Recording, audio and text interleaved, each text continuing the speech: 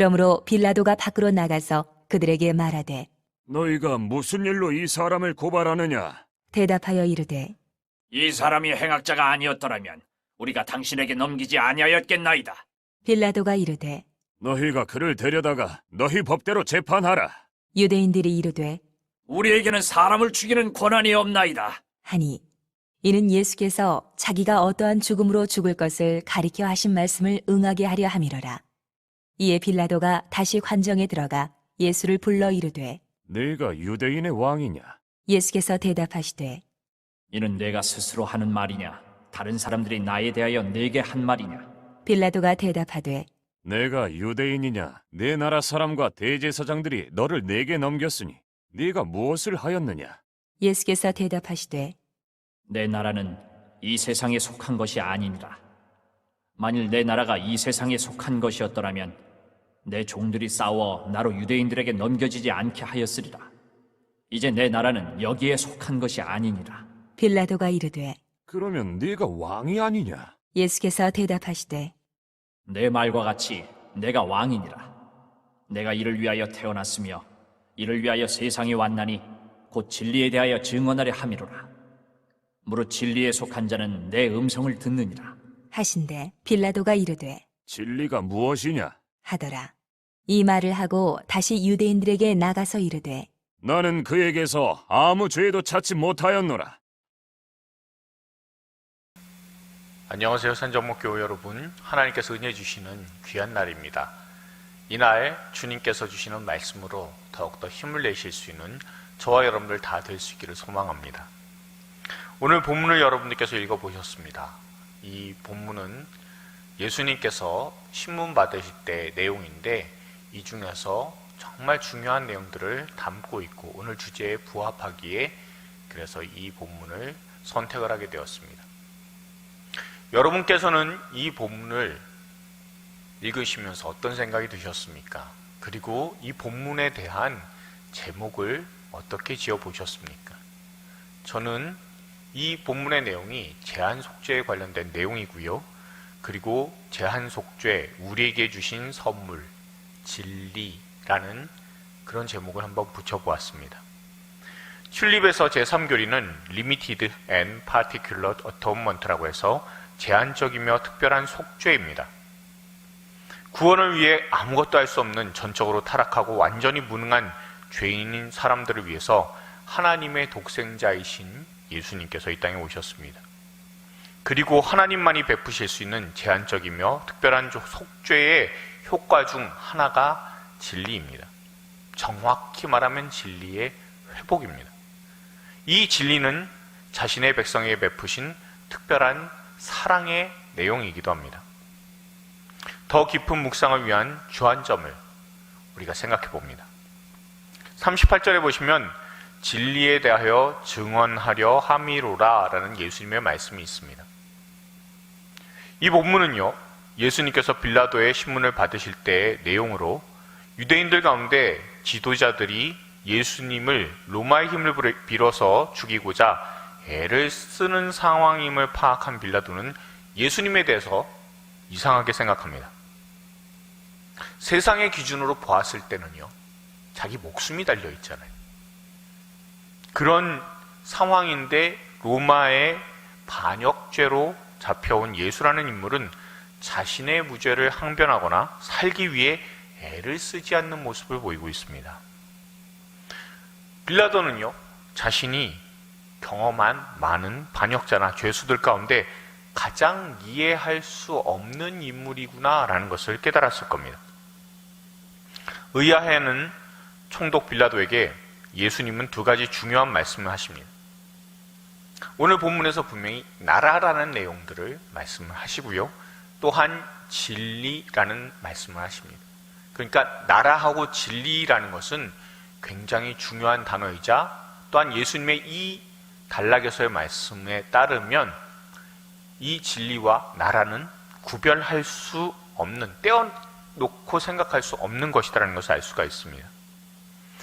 그리고 또한 예수님의 나라는요, 이 세상에 속해 있지 않음과 동시에 자신이 진리 때문에 오셨다라는 것을 분명히 말씀하고 계십니다. 그러니 이 진리의 성격은 어떤 것이냐면 이 세상에 속한 것이 아니다라는 것을 우리가 알 수 있게 됩니다. 예수님께서 이 땅에 오셔서 감당하신 직분이 있습니다. 그걸 삼중직이라고 합니다. 세 가지 직분인데요. 왕, 제사장, 선지자의 삼중직입니다.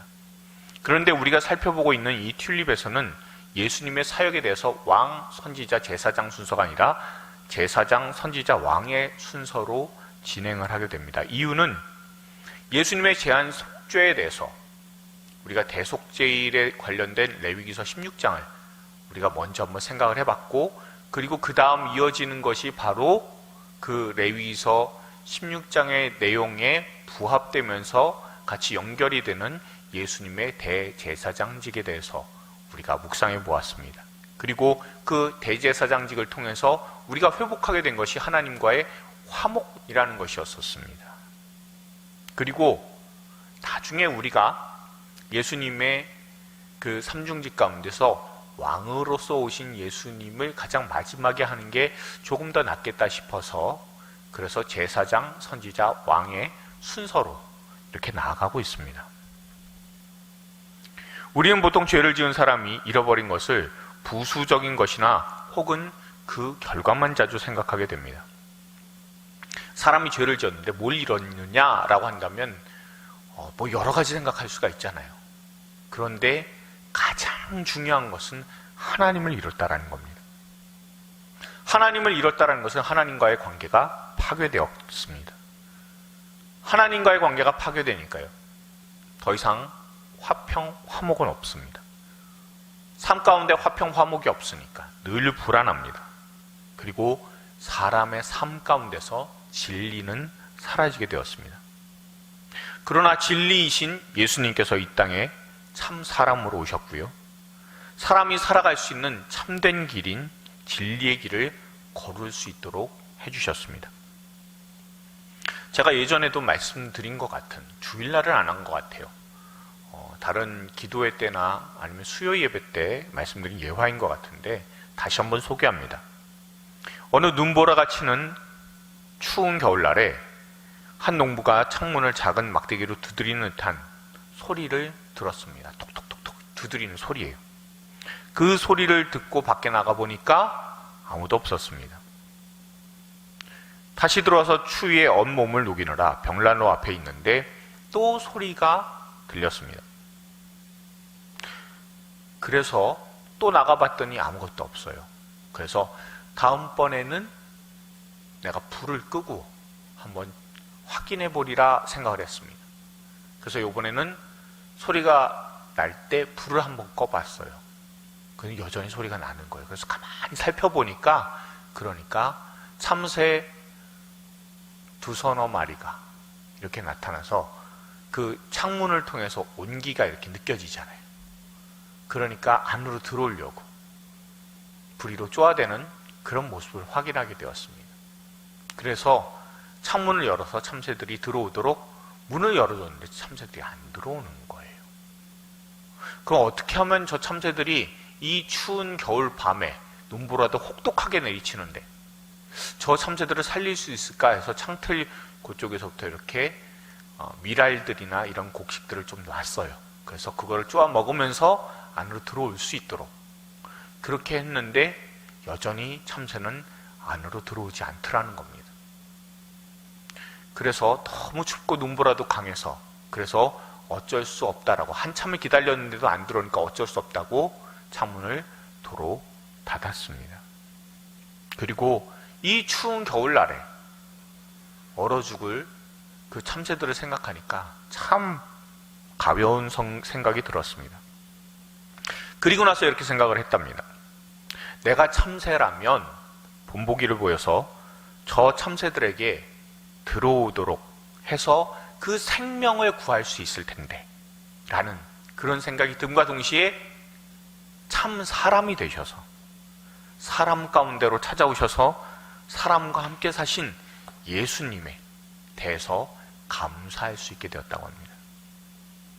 예수님께서 사람으로 오신 것에는 분명 영원한 대제사장이 되시고 완전한 희생제물이 되시려는 하나님의 계획이십니다. 그런데 하나님께서는 사람으로 30년 이상을 보내셨잖아요. 그리고 사람과 함께 사셨습니다. 그리고 하나님의 마음과 계획을 말씀과 삶으로 가르쳐 주셨고, 이를 통해 사람이 하나님께서 원하시는 삶을 사는, 하나님께서 주신 생명을 생명답게 사용하는 그 본보기를 예수님께서 직접 보여주셨습니다. 여기에 더해서 그 말씀이 참되다라는 것을, 진실된 것임을 가장 분명히 알 수 있는 그 말씀이 뭐냐면 3번에 걸쳐서 하신 예수님의 순한 예고입니다. 내가 예루살렘에서 핍박을 받아 죽게 될 것이고 사흘 후에 내가 살아나리라 라는 말씀을 분명히 하셨습니다. 그렇게 3번을 말씀을 하시고, 그리고 그대로 돌아가셨다가 부활하셨습니다. 전에도 말씀드린 것처럼요, 사람이 내가 죽을 것이다 라고 예고하는 것은 얼마든지 가능합니다. 그런데요, 부활하는 것은 불가능하잖아요. 그러나 예수님께서는 예고하신 대로 죽으셨고, 그리고 사흘 만에 다시 살아나셨습니다. 이 말씀을 통해서 우리가 알게 되는 것은 예수님의 말씀은 참되다라는 겁니다. 그리고 부활하셨으니 그분이 바로 하나님이시다라는 것과 동시에 사람에게 구원을 주시는 진리 그 자체임을 우리가 알 수가 있게 됩니다. 곧 예수께서 이르시되 내가 곧 길이요 진리요 생명이니 나로 말미암지 않고는 아버지께로 올 자가 없느니라 라고 요한복음 14장 6절에서 하신 말씀이 참되다라는 겁니다. 또한 이 땅에 찾아오셔서 인자가 온 것은 섬김을 받으려 함이 아니라 도리어 섬기려 하고 자기 목숨을 많은 사람의 대속물로 주려 함이니라 라고 하신 말씀이 성취되었다는 것을 우리가 알 수가 있습니다. 예수님의 3번의 순한 예고, 그것이 분명히 이루어졌고, 그러니 예수님의 말씀은 참되며 예수님이 자기 자신이 대속물로 주려고 오셨다는 것과 예수님 자신이 길이고 진리고 생명이다라는 그 말씀 자체가 하나도 틀림이 없는 정확무호한 말씀이다라는 것을 우리가 알 수 있게 됩니다. 예수님께서 이 땅에 오셔서 말씀과 삶으로 가르쳐 주신 진리를 사람이 듣고 삶에 따름으로 사망의 권세가 지배하는 이 세상에 우리가 생명의 길을 걸을 수 있도록 해 주셨습니다. 곧 우리에게 예수님께서 오신 것은 이 세상에서 완전히 사라져 관심마저도 끊어져 버린 진리 그 자체에 대해서 회복할 수 있도록 해주신 것이고요. 또한 예수님을 주님으로 고백하는 성도들에게 이 세상을 넘어서 이 죄와 사망의 권세를 극복해서 직접 찾아오신 참된 길, 진리가 회복되었기에 생명의 소망이 있게 되었다는 사실을 우리가 기억할 수 있기를 바랍니다. 묵상을 위한 질문을 합니다. 첫 번째로, 이 세상이 진리에 대해서 관심이 없는 이유는 무엇이라고 생각하십니까? 두 번째입니다. 진리에 관심을 가지는 것 자체를 미련하게 여기는 세상에 대해 당신이 진리의 소중함을 어떻게 알려줄 수 있겠습니까? 그리고 진리는 예수 그리스도이심을 어떻게 설명할 수 있을지도 한번 묵상해 보시기 바랍니다.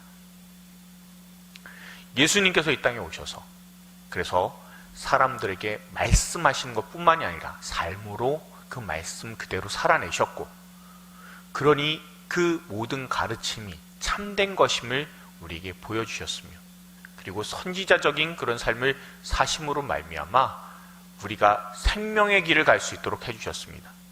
그 생명의 길을 걷게 해주신 그 예수님께 우리가 감사하며, 그 선지자직을 감당하게 하신 하나님의 놀라운 은혜와 또한 그 선지자직을 감당하심으로 우리에게 진리를 회복해 하신 말씀으로, 삶으로 진리를 회복해 하셔서 우리가 그 진리의 길을 그대로 따라갈 수 있도록 해주신 그 예수님께 더욱더 감사하며 그 말씀에 더욱더 순종할 수 있는 그런 저와 여러분들 다 될 수 있기를 소망합니다. 기도하시겠습니다. 세상은 진리에 대해 관심이 없습니다. 아니, 진리란 돈 풍족하고 내 몸 하나 건강하며 내 마음이 행복한 것이 되었습니다. 그리고 공공의 선과 인간 안보가 어느새 진리의 대체품처럼 역할을 합니다. 이 대체품들은 가짜임에도 매우 당당하게 모든 사람들의 삶에 자리를 잡았습니다. 그리고 이제 진리라는 말조차 그 쓰임새가 사라져갑니다. 어느덧 사람은 진리에 관심이 없고 경제적 가치가 있는 것만 진리로 여기게 되었습니다. 특별히 이 코로나19의 사태에서 더 심해지게 되었습니다. 그러나 우리가 어디로 가고 있는지, 어느 길로 가기를 원하는지 늘 분명히 깨닫게 하셔서 어둠이 넘치는 세상에서 우리의 좌표를 잃지 않게 하여 주옵소서. 진리가 예수 그리스도로 말미암는 생명임을 우리 믿는 사람들은 늘 기억하게 하여 주시옵소서. 주님의 가르침에 따라 늘 진리의 길을 걸어게 하시고 진리이신 예수께서 이끄시는 생명의 길에서 결코 이탈하지 않도록 도와주시옵소서. 길이요 진리요 생명이신 예수님의 이름으로 기도드렸습니다. 아멘.